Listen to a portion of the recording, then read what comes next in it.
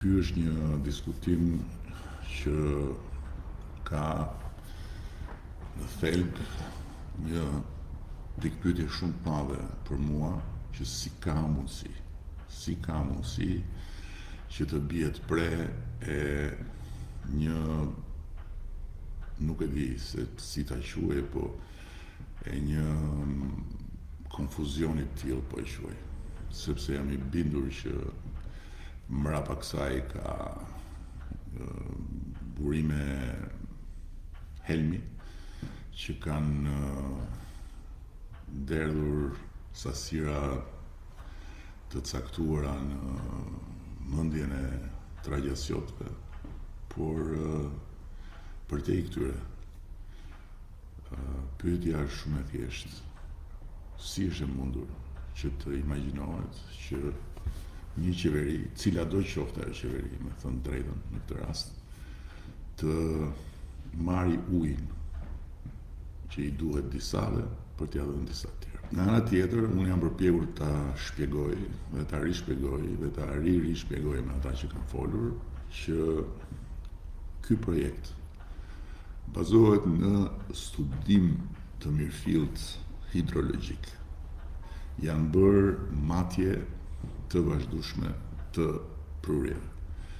Janë bërë analiza të vazhdueshme për të arritur në konkluzionin se çfarë prurjesh ka, sa prurje janë ato që i duhen mjedisit ekologjik, përfshirë edhe vaditjen e tokave, sa prurje janë ato që duhen për konsumin lartë atje, sa flas për konsum për ujë të pishëm, sa prurje ikin në det, e të tjera, të gjithë këto aspekte teknike që i dinë shumë më mirë ekspertët, inxhinierët, hidrologët e tjera.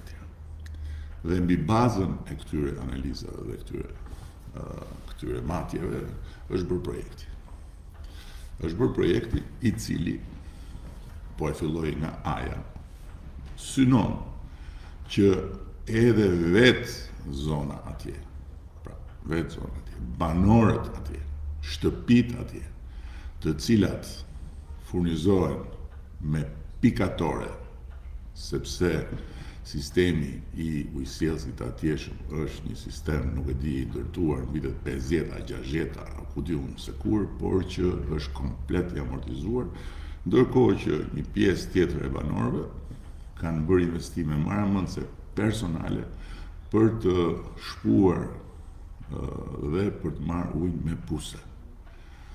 Aty, në ndërkohë, unë e shohim si një zonë me potencial të madh zhvillimi për turizmin, me potencial të madh transformimi të atyre shtëpive, të atyre trojeve nga vetë banorët, ku ka një numër të madh emigrantësh që mund të kthehen të investojnë për agroturizëm e të tjerë.